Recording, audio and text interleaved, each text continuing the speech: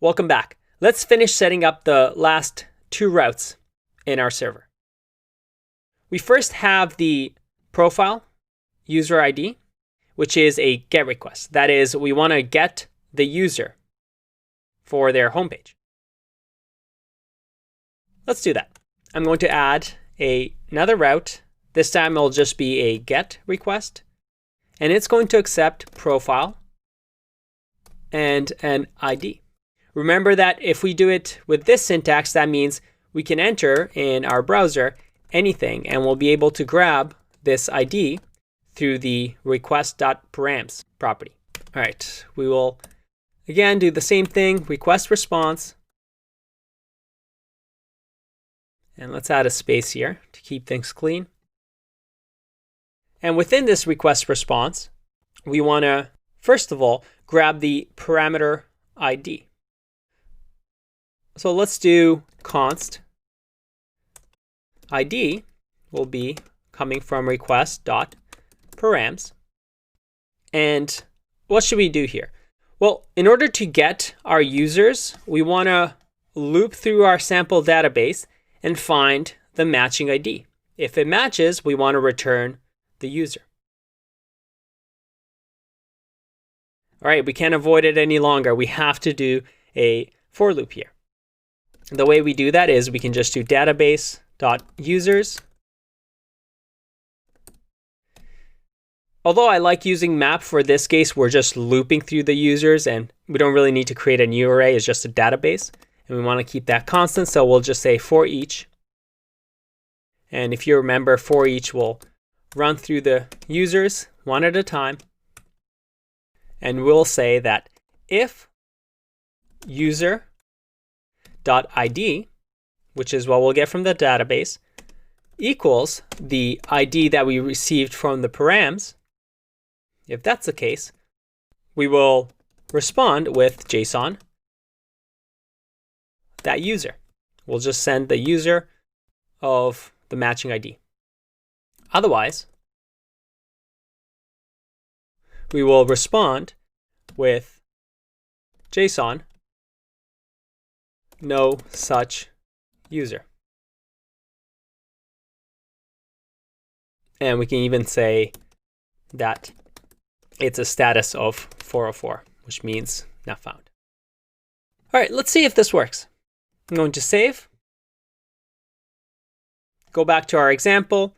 Well, we know that we have 123 and 124, and because the server restarted, we won't have an. We want to grab profile 123. If we click send, I get 200. Okay, all right, we got John. If I do 124, I get no such user. If we go back here, Sally should be here. How come we're not getting her? And we see here that we get an error here. Can't set headers after they are sent. That is because we're looping through this. And instead of returning from the loop, because once we find the user ID, we don't really need to keep looping. So here we should just be sending a return response JSON. And if the user isn't found, well, we don't necessarily want to do that in the loop, do we? We want to say that for each, if this user is found, return response JSON. And we'll say that a variable found, which will default to false, will also get updated with true. And it'll have to be a let because we're reassigning it. So found will equal to true if we find it. And I know there's better ways of doing it, but again, I think this will illustrate a point. We could also do a map or a filter to see if we actually find a person with an ID. But for now, let's just do if isn't found, so the opposite of found. In that case, we'll just respond with status 400 JSON not found. Let's give that a go.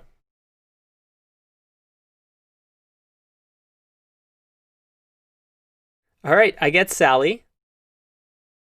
If I go 1, 2, 3, I get John. Perfect. And just for fun, let's register Anne again. I'm going to hit send. And her ID is 125. So if I go back to profile and do 125,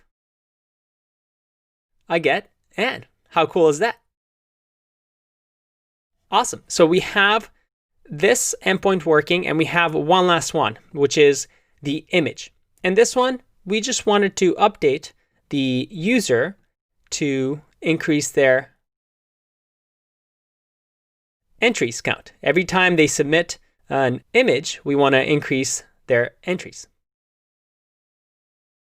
Let's do that by creating our final endpoint, which is app.post,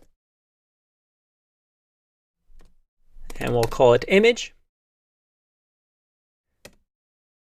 We'll get a request response.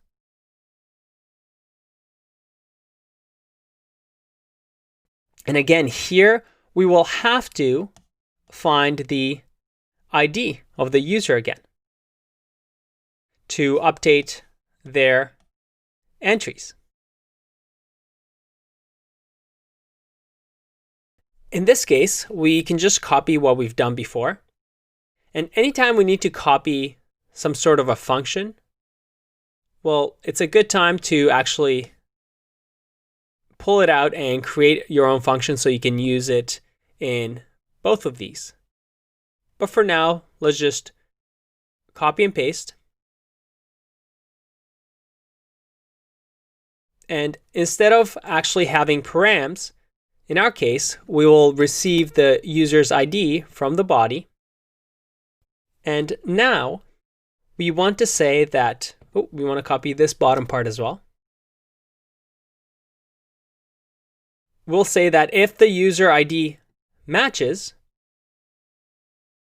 in that case, we will respond with the user dot entries.